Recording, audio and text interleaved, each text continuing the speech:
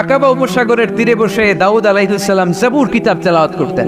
ওনার কণ্ঠের সুরের ঝংকার এত মধুর ছিল, সাগরের মাছগুলো প্রতি শনিবারে উনি আকাবা উপসাগরের পাশে যখন জাবুরের কিতাব তেলাওয়াত করতেন, সাগরের মাছগুলো সাগর রেখে দিয়ে ডাঙায় চলে আসতো। এজন্য আল্লাহ বললেন, খবরদার, শনিবার এলাকাতে মাছ শিকার করা আমি হারাম ঘোষণা করলাম। কি বার?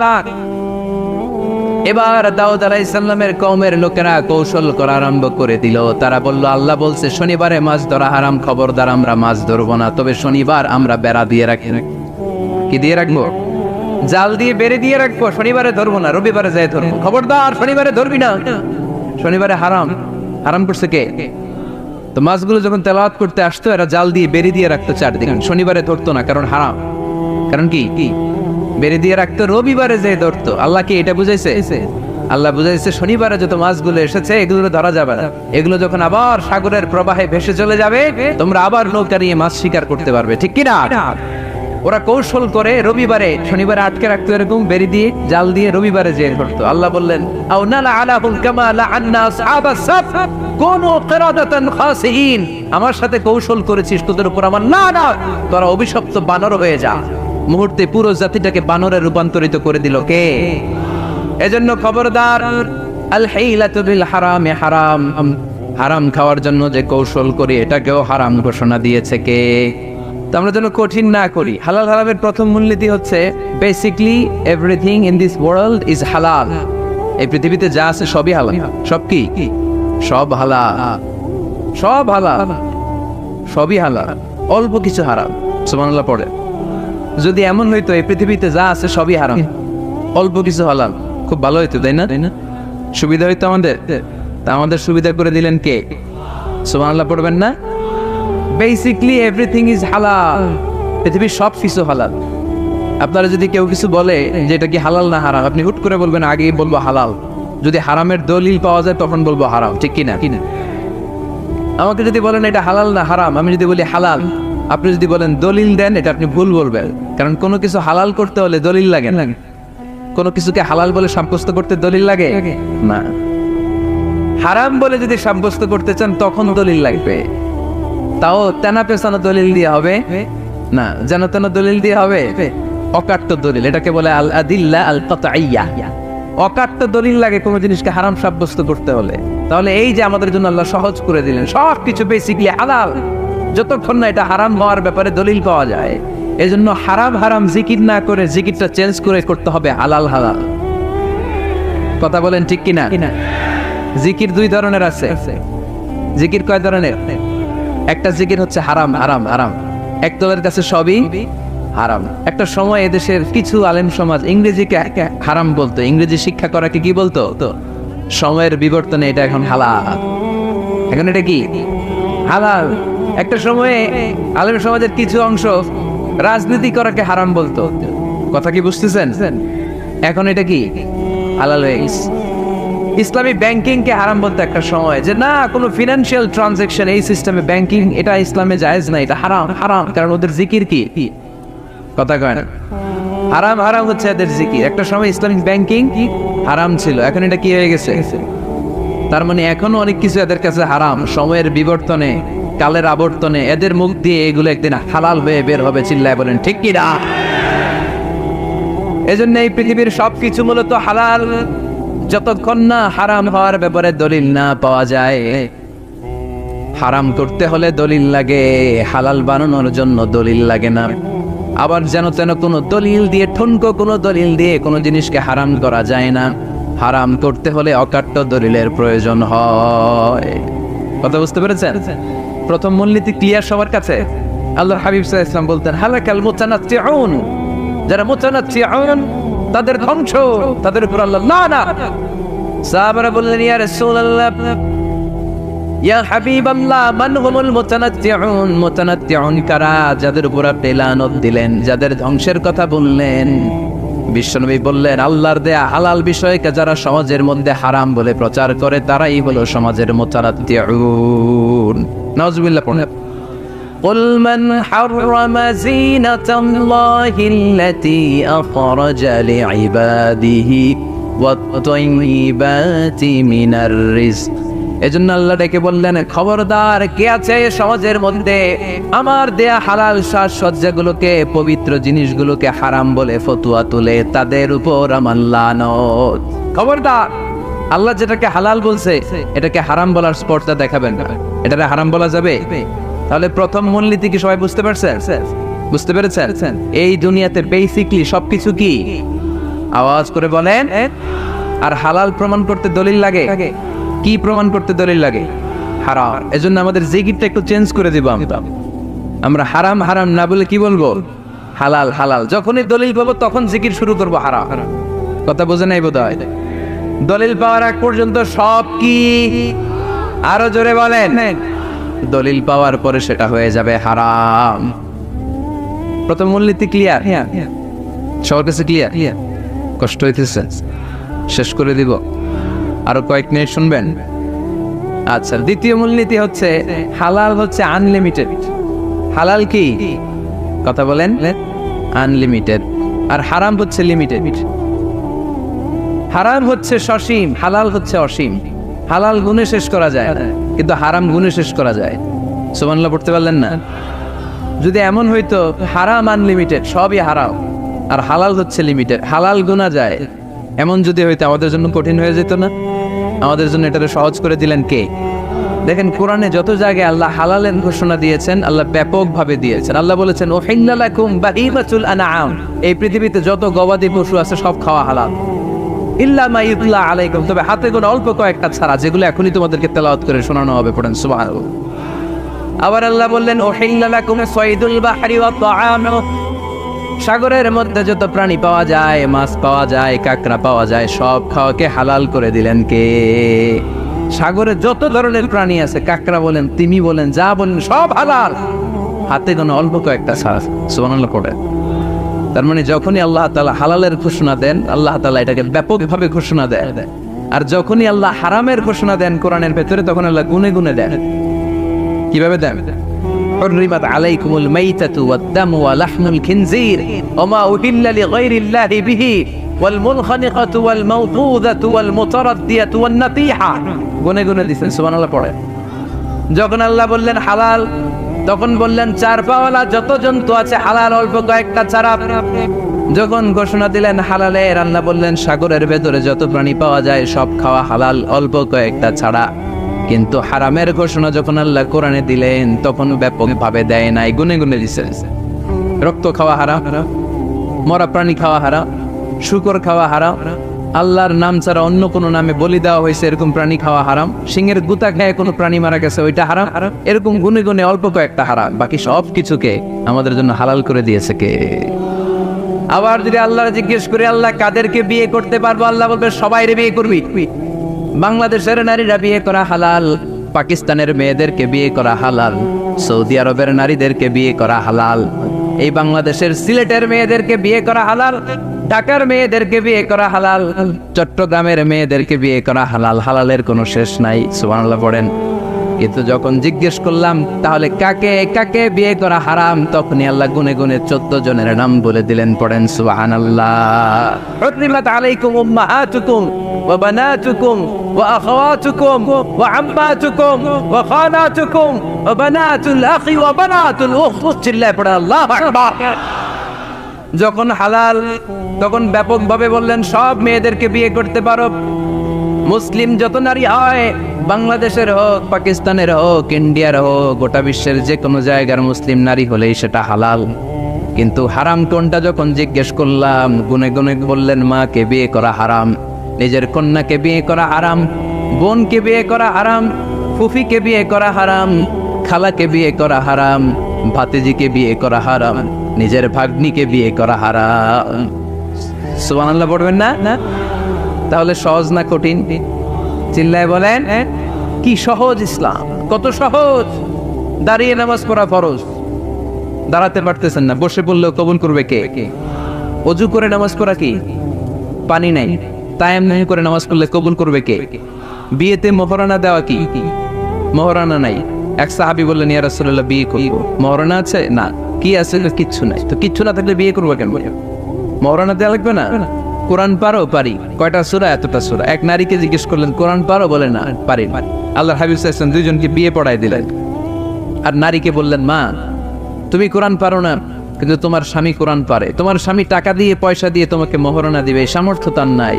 সে প্রতিদিন তোমার একটু একটু করে কোরআন শিখাই দিবে। এটাই সাইয়েদনা আদমের সামনে অনেকগুলো রুহু রাখা হয়। সাইয়েদনা আদম বললেন, এরা কারা? আল্লাহ বললেন, এরা হচ্ছে নাসালুক, তোমার বংশধর, পৃথিবীতে তোমার পর এরা পৃথিবীতে আসবে। সাইয়েদনা আদম বললেন, আল্লাহ ওই যে একটা রুহু দেখা যায়, এটার নাম কি? আল্লাহ বললেন, হাদা ইবনুকা দাউদ, এটা তোমার ছেলে দাউদ, সে দুনিয়াতে নবী হয়ে আসবে, তার ছেলে সুলাইমান নবী হয়ে আসবে। সাইয়েদনা আদম বললেন, মাবুদ আমার ছেলে দাউদের কত বছর হায়াত আপনি দিয়েছেন? আল্লাহ বললেন, 40 সানা, মাত্র 40 বছর, 4 ইয়ার্স। 40 বছর তোমার ছেলেটা বাঁচবে। ও আল্লাহ, আমি বাঁচবো কয় বছর? তুমি বাঁচবা 1000 বছর। সুবহানাল্লাহ। সাইয়েদনা আদম বললেন, মাবুদ এত ফুটফুটে সুন্দর আমার ছেলে দাউদ, মাত্র 40 বছর দিলেন কেন? জিদ মিন আমরিহি, বাড়ায়া দেন। কি করেন? মানে সুপারিশ করতেছে পোলার লাইগা। কে? বাবা। আল্লাহ আপনি বাড়ায়া দেন। আল্লাহকে বাড়ানো যাবে না, লেখা হয়ে গেছে। রুফিআতিল আকলাম ওয়া জাফফাতিস সুহুফ, কলম তুলে নেওয়া হয়েছে আর কালি শুকায় গেছে, আর কিছু করা যাবে? সাইয়েদনা আদম বললেন, মাবুদ আমার 1000 বছর কেন দিলেন? আমার এই সুন্দর ফুটফুটে ছেলেটারে মাত্র শুধুমাত্র 40 বছর কেন দিলেন? ও মাবুদ, আমার 1000 বছরের দরকার নাই, আমার 1000 বছর থেকে 60 বছর আমি আমার ছেলেরে দিয়ে দিলাম। দাউদ আলাইহিস সালাম বাঁচবে 40 বছর, তো বাপ আদম যদি আরো 60 দেয়, 40 আর 60 নিলে কত হয়? 100। ভালো হিসাব বোঝে, 100। আর আদম আলাইহিস সালাম পেয়েছিলেন 1000 বছর, 60 কমে গেলে রইল কত? 940 বছর পৃথিবীতে থাকার পরে মালাকুল মাউত চলে এসেছে। কারণ এটা on time, the death will come on time, it never late, কখনো দেরি হয় না। আল্লাহ বললেন, লিকুল্লি উম্মাতিন আজালুন ফাইযা জাআ আজালুহুম লা ইস্তাখিরুনা সাআতান ওয়া লা ইস্তাকদিমুন। মৃত্যুর একটা নির্ধারিত সময় আমি বেঁধে দিয়েছি, অন টাইম। অন টাইমেই চলে আসে, 1 সেকেন্ড আগেও আসবে না, 1 সেকেন্ড পরেও আসবে না। 940 বছর বয়সে মালাকুল মাউত এসে হাজির, এসে বলল, জিতু আন আকবাদা রূহাক, রূহ কবজ করতে আসছি। আদম আলাইহিস সালাম বললেন, রূহ কবজ করতে আসছো মানে? আমি বাঁচবো 1000 বছর। কয় বছর? মালাকুল মাউত বললেন, না না, ওই যে আগের কথা স্মরণ করেন, আপনি 60 বছর দিয়া দিছিলেন। কয় না, আমি দেই নাই, আমি আরো বাঁচুম, আরো 60 বছর পাওনা আছি, আমি দেই নাই।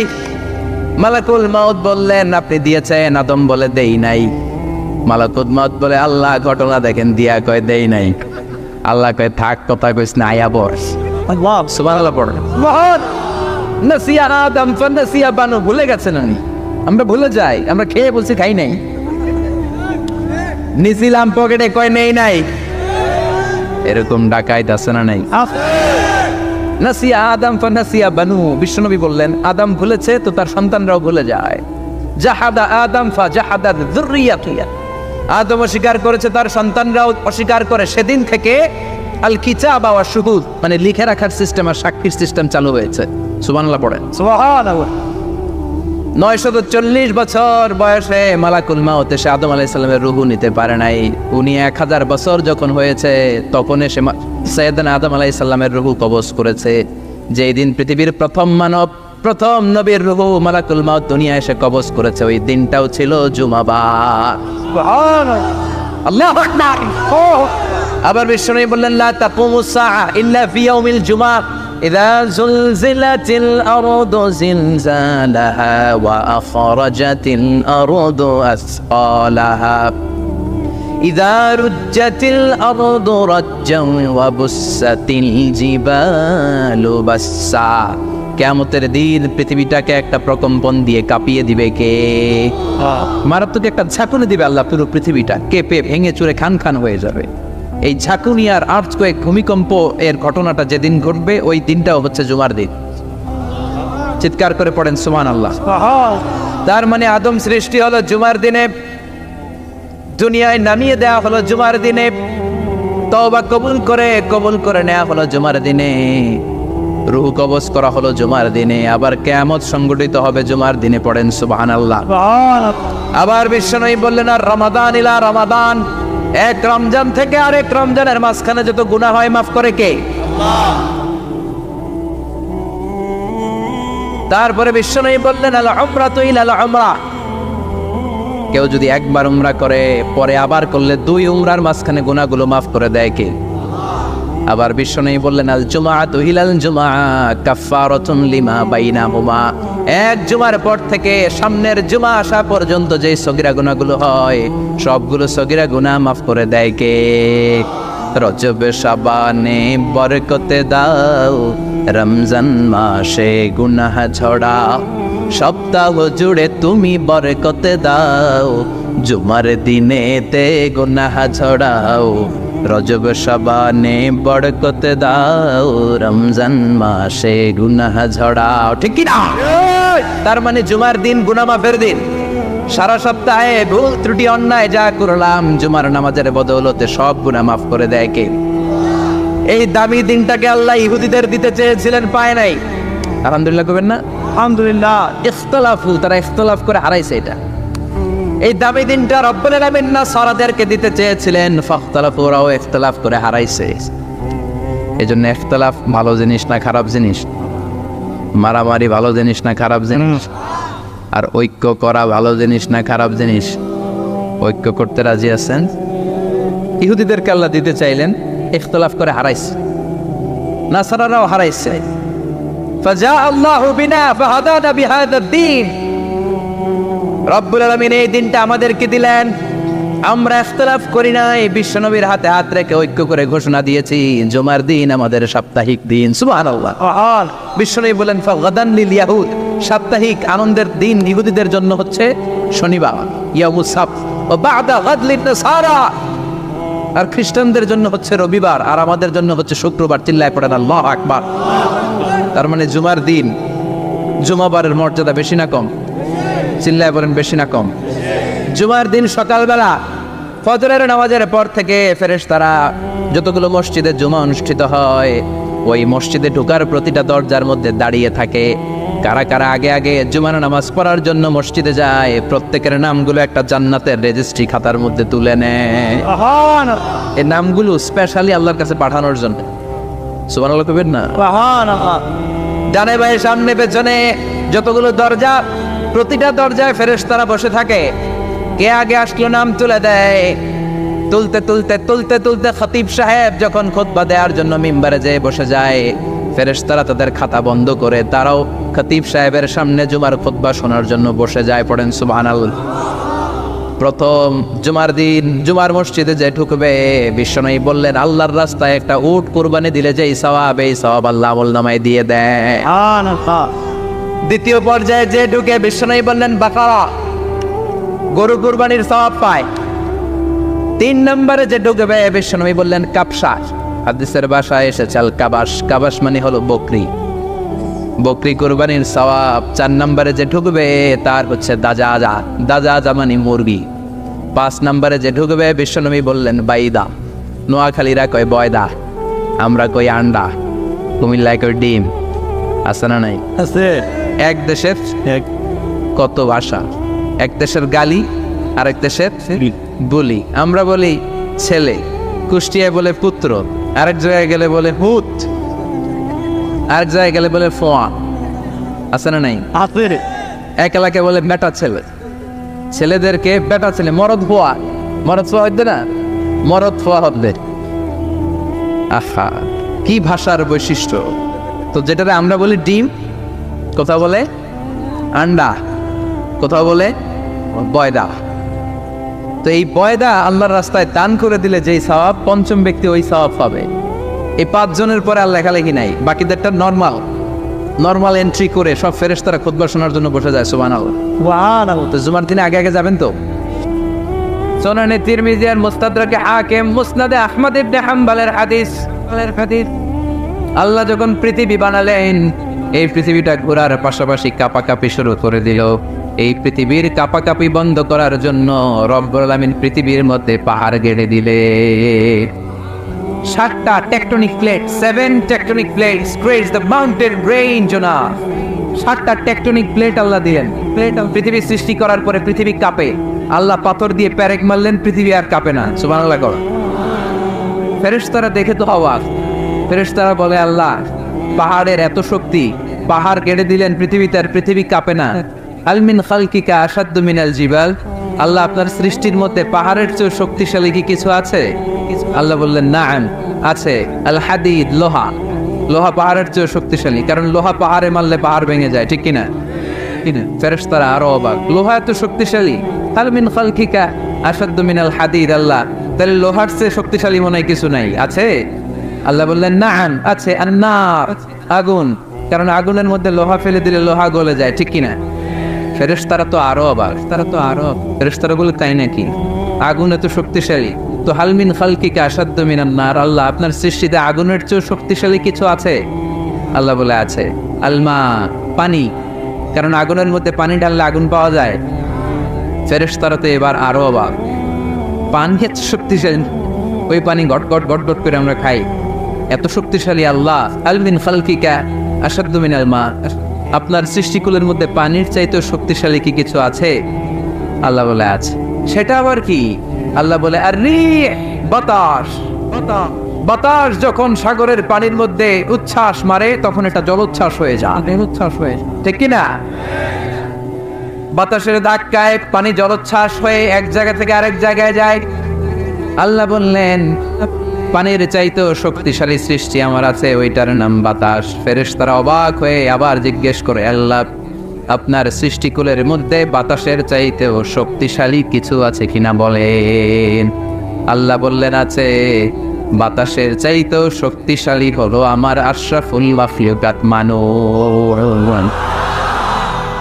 মানুষ শক্তিশালী ওই মানুষ যে মানুষ গোপনে দান করে, গোপনে আল্লাকা সিররুন ইনদাল্লাহ বাইনাকা আনতা ওয়া বাইনাল্লাহ, আল্লাকা সাদাকাতুন তাখফা লা ইয়ালামুহা ইল্লাল্লাহ, আল্লাকা সিররুন ইনদাল্লাহ বাইনাকা আনতা ওয়া বাইনাল্লাহ, আল্লাকা সাদাকাতুন তাখফা লা ইয়ালামুহা ইল্লাল্লাহ।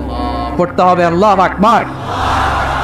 গোপন দান যিনি করে তিনি সবচাইতে শক্তিশালী, ঠিক কিনা? এজন্য মাতুয়াইলের ভাইয়েরা গোপন দান করতে রাজি আছেন নাকি? অমুক ভাই বিশিষ্ট সমাজ সেবক 2 লক্ষ টাকা, বলেন মারহাবা। এইভাবে দান করবেন।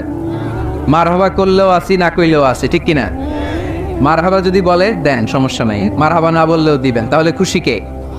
বেশি খুশি হয় যখন লুকায় লুকায় দেন, নাম না জানায় দেন। ওই দান ওই আল্লাহ এমন ভাবে কবুল করে, ওই দানের কারণে 7 শ্রেণীর ব্যক্তিকে আল্লাহ আরশের নিচে ছায়া দিবে। যেদিন কোনো ছায়া পাওয়া যাবে না, ওই দিন ওই ব্যক্তিকে আল্লাহ টেনে আরশের ছায়ার নিচে বসিয়ে দেবে। তাহলে কোরআন পাহাড়ের কথা যা বলেছে, বিজ্ঞানে ওই কথা আছে না নাই? এরপর কোরআন বলেছে আলাম তারা আন্নাল্লাহ ইউসজি সাহাবান সুম্মা ইউআল্লিফু বাইনাহু সুম্মা ইয়াজআলুহু রুকামান ফাতারাল ওয়াদকা ইয়াখরুজু মিন খিলালিহি, আল্লাহ সাগরের পানিগুলোরে তারায় মেঘ বানায়, আকাশে নেয়, বৃষ্টি নাজিল করে। এটাকে বলে সায়েন্স, এটার নাম দিয়েছে ওয়াটার সাইকেল বা হাইড্রোলজিক্যাল সাইকেল। এটাই আল্লাহ কোরআনে এইভাবে বলেছে আলাম তারা আন্নাল্লাহ ইউসজি সাহাবান, তোমরা কি দেখো না সূর্যের তাপে বাষ্প হয়ে গ্যাস হয়ে পানিগুলো উপরে ওঠে। যারা বিমান দিয়ে ফ্লাই করেন তারা বিমানের জানলার পাশে সিট পেলে দেখেন নাই কিভাবে মেঘমালাগুলো বিমানের সাথে খেলা করে? এগুলো তৈরি করছে কে? তার মানে কোরআন যা বললো বিজ্ঞান তাই বলে।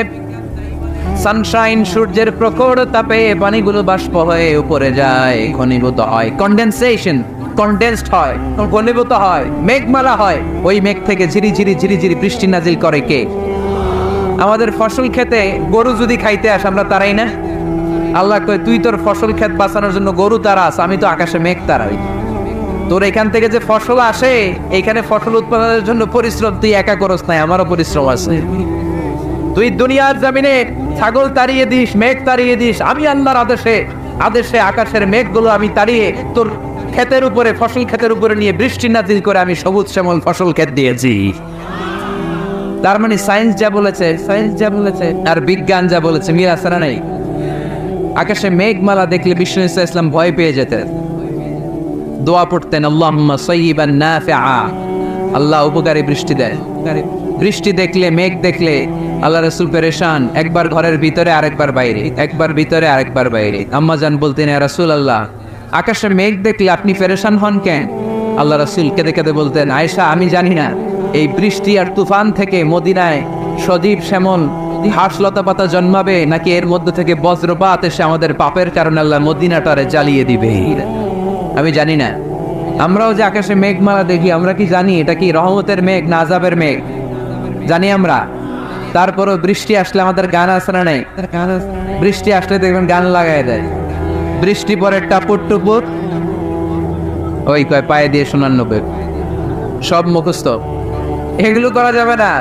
বৃষ্টি দেখলে দোয়া পড়তে হবে, আল্লাহুম্মা সাইয়িবান নাফিআ, আল্লাহুম্মা আসকিনা গাইসান মুগীসান মারিআন নাফিআন গায়রা দার আজিলান গায়রা আজিল। আল্লাহ এই মেঘমালা থেকে এমন বৃষ্টি দাও যে বৃষ্টি আমাদের জন্য কল্যাণকর, যে বৃষ্টিতে ঘাসলতা পাতা জন্মায়, যে বৃষ্টিতে আমাদের গবাদি পশুর জন্য রিজিক থাকে। কল্যাণকর বৃষ্টি দাও আল্লাহ, ক্ষতিকর বৃষ্টি দিও না, তাড়াতাড়ি দাও, দেরি করো না। চিল্লায় পড়েন আমিন। আল্লাহর হাবিব বললেন, মুস্তাদরাকে হাকিমের হাদিস, সিনতান লা তুরাদ্দান, দুই দোয়া আল্লাহ কখনো ফিরিয়ে দেন না। কয় দোয়া? এক হচ্ছে ইনদান নিদা, আজানের পরে যে দোয়াটা করা হয়, আজান আর একামতের মাঝখানে দোয়া, আজানের সময় দোয়া, এই দোয়া আল্লাহ ফিরিয়ে দেয়, একটা গেল। দুই নাম্বার হচ্ছে তাহতাল মাতার, বৃষ্টির নিচে দাঁড়িয়ে দোয়া করলে ওই দোয়া কবুল করে কে? আর আমরা বৃষ্টির নিচে দাঁড়িয়ে আঁকা বাঁকা মেঠো পথে কোন রূপসী হেঁটে যায়, আসরা নাই? বৃষ্টি আসলে আমরা ভাবুক হয়ে যাই, দরজা জানলা বন্ধ করে দিয়ে অনেকে গান বাজনা ছেড়ে দেয়, হিন্দি গান লাগায় দেয়। এই 16 ডিসেম্বরেও দেখলাম কিছু কপাল পোড়া বাংলা দেশাত্মবোধক গানের পরে হিন্দি গান লাগাই দিচ্ছে। কত বড় ডাকাই, কোথায় কি করতে হবে ওইটাও জানে না। সেই জন্য বৃষ্টি নাজির হলে আমরা যেন আল্লাহর কাছে দোয়া করি। বৃষ্টির সময় দোয়া করলে ওই দোয়াটা কবুল করে কে? তাহলে ফিজিক্সের এই পোরশনে আমরা লোহা নিয়ে কথা বললাম, বায়োলজিক্যাল অ্যাসপেক্ট অফ মাউন্টেন্স, পাহাড় নিয়ে কথা বললাম, পানি নিয়ে। এবার আমরা জুলজি নিয়ে কিছু কথা বলে মুনাজাতের দিকে যাবো ইনশাআল্লাহ। প্রাণীবিদ্যা, জুলজি মানে কি? প্রাণীর কথা তো আর কোরআনে নাই। প্রাণীর নামে আল্লাহ কোরআন একটা সূরায় দিয়ে দিয়েছে, সূরাতুল আনআম। আবার 5টা প্রাণীর নামে আলাদা আলাদা সূরা আছে না নাই? সূরাতুল বাকারা মানে, সূরাতুল ফিল মানে, সূরাতুন নামল মানে পিঁপড়া, সূরাতুন নাহাল মানে মগজ, সূরাতুল আনকাবুত মানে মাকড়সা। 5টা প্রাণীর নামে কোরআনে সূরা দিছে কে? আবার আল্লাহ বললেন, ওয়া ইন্না লাকুম ফিল আনআমি লা'iবরাতান নুসকিকুম মিম্মা ফি বুতুনিহি মিন বাইনি ফারথিন ওয়া দামিন লাবানান খালিসান সাইগান লিশ-শারিবিন।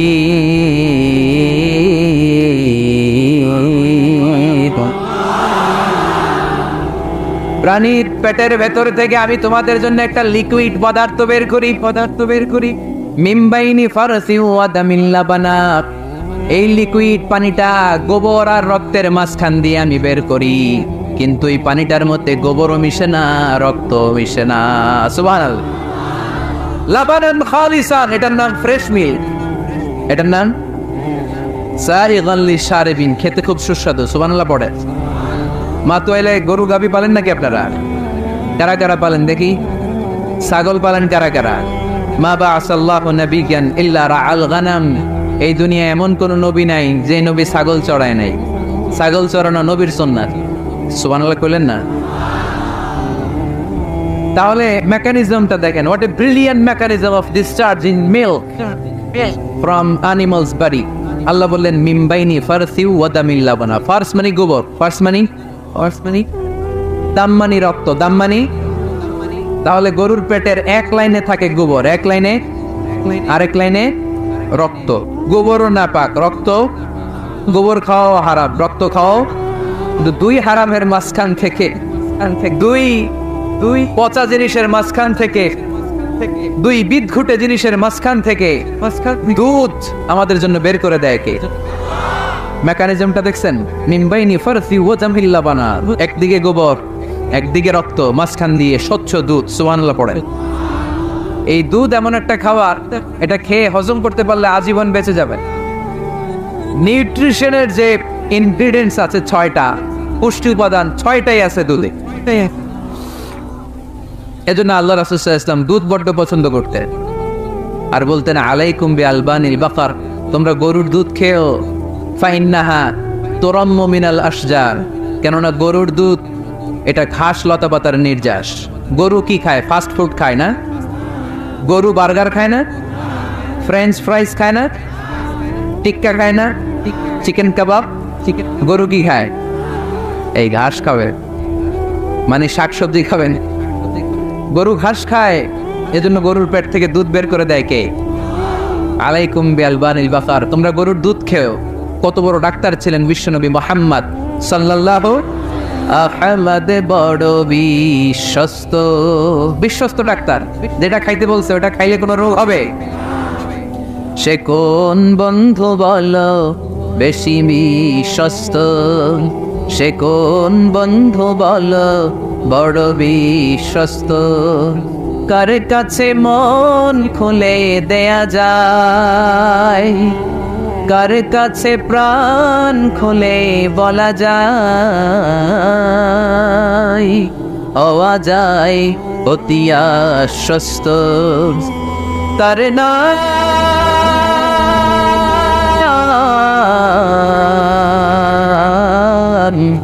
আহমদ, বড় বিশ্বস্ত।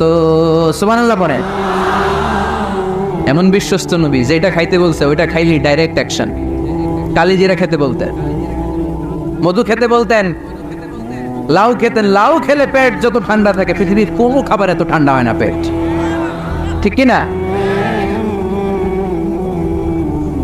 এজন্য বিশ্বনবী বলছেন আলাইকুম বিআলবানিল বাকার, গরুর দুধ খাবা, ফাইন্নাহা তুরাম্মু মিনাল আশজার, কেননা ঘাস পাতা খেয়ে গরুর ভেতরে আল্লাহ ঘাস পাতার মাধ্যমে দুধ বানায়। আবার বিশ্বনবী বললেন মেরাজের রাতে জিব্রাইল 3টা মগ এনে আমার হাতে দিয়েছিল। এক মগের মধ্যে ছিল পানি, আরেক মগের মধ্যে ছিল মদ, আরেকটা মগের মধ্যে ছিল দুধ। 3টা দিয়ে আমার টেস্টিং শুরু করে দিছে, টেস্টিং করতেছে। বিশ্বনবী ধরেন তো কোনটা ধরবেন? বিশ্বনবী দুধেরটা ধরলেন। কোন? সুবহানাল্লাহ।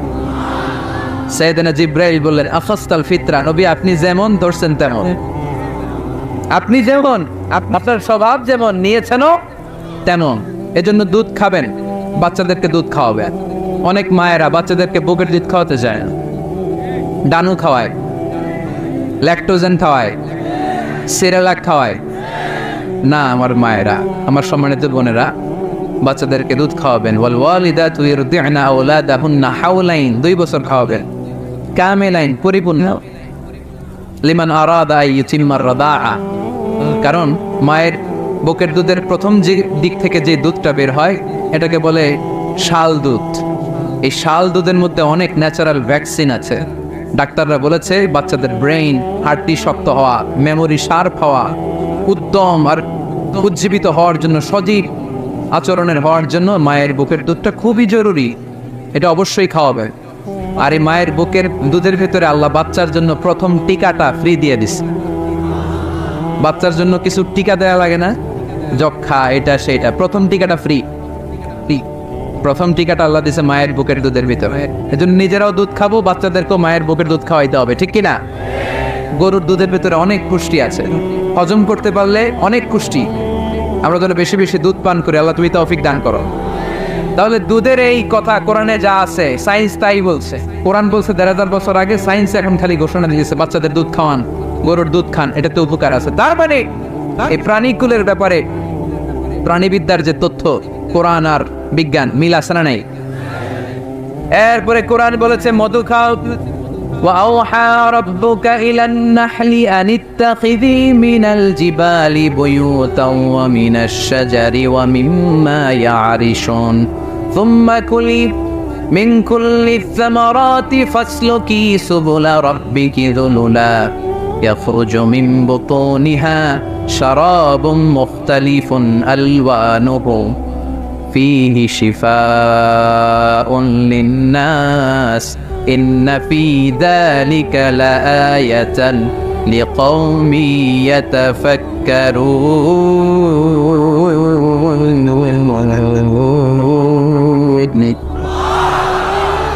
لقوم يتفكرون চিন্তাশীলদের জন্য এই মধুর মধ্যে আল্লাহ চিন্তা রেখে দিয়েছেন। আওহা রব্বুকা ইলান নাহল, আল্লাহ মধুরে মেসেজ পাঠাইছে। আমরা মোবাইলে কি পাঠাই? এই মেসেজ আমার মোবাইলে আসে, আমার বন্ধু আমারে পাঠাইলে আরেক জায়গায় যায়, শুধু আমিই জানবো। মৌমাছির আল্লাহ যেটা পাঠাইছে এটা মৌমাছি বুঝতে পেরেছে। আনিত্তাখিদি, আল্লাহ অর্ডার করার সময় নারী মৌমাছিকে বলেছে, এটা মুয়ান্নাসের সিগা। আপনারা যারা আরবি জানেন, আলেম ওলামা ইকরাম যারা এসেছেন তারা জানেন ইত্তাখিদ এটা মুযাক্কার, পুরুষের জন্য। ইত্তাখিদি মুয়ান্নাস, নারীদের জন্য। আল্লাহ মৌমাছিকে যখন বলেছেন মৌচাকের বাসা বাঁধো, তখন আল্লাহ পুরুষ মৌমাছিরে বলে নাই, বলছে নারী মৌমাছিকে। কোন মৌমাছিকে? কার্ল ভন ফ্রেশ নামে একজন অস্ট্রিয়ান বিজ্ঞানী, এই সায়েন্টিস্ট গবেষণা করে দেখেছে মৌচাকের বাসার মধ্যে পুরো মৌমাছির সব কার্যক্রমের প্রধান যে থাকে এটা পুরুষ মৌমাছি না, এটা নারী মৌমাছি। সুবহানাল্লাহ, এত আসতে।